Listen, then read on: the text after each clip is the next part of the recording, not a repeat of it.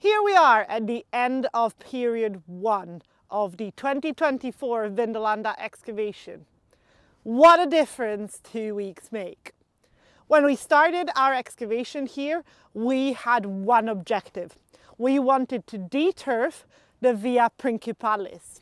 The Via Principalis is the east-west oriented road that comes across the fort, and it's right at the front of the Principia and the Praetorium, two of the most important buildings.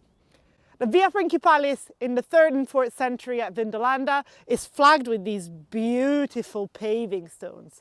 You can see them here under my feet. We're also starting to pick up our first buildings.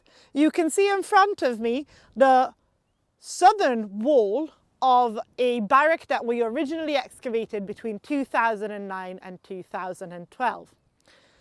We can also really pick up the remains of some historical archaeology.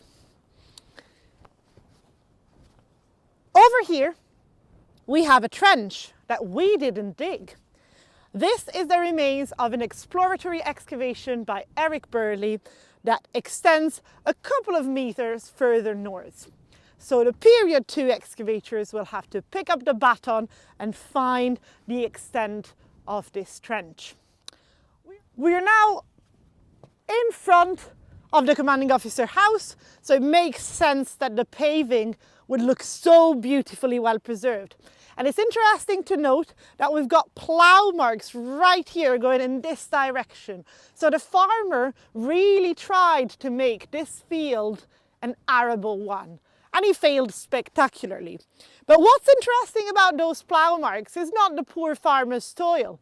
It just means that these flagstones were used all the way into the sub-Roman and post-Roman period, if the plough was then able to catch them. We also have the remains of another building appearing here. It's just a small rectangular one and likely to extend north-south towards the back wall and the end of the quadrant's excavation. We don't know what it is just yet, but it does look a bit like something we already excavated in the quadrant that we looked at between 2019 and 2023. A small rectangular building built on top of a regular barrack and probably hosting a small nuclear family. We've got a little bit more to talk about at the end of our trench. A very interesting congregation of stones.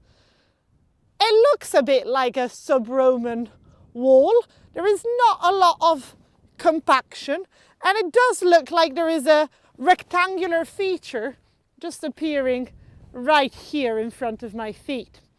And if you look behind me at the series of buttresses that supported the commanding officer's house, you will see that this is in line with them and looks a bit strange.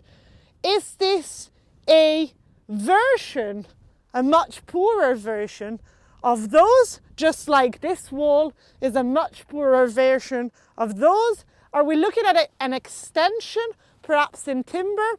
Is this just imitating the concept of a buttress without actually needing one, as the timber building would have been almost self-supporting? We are not sure.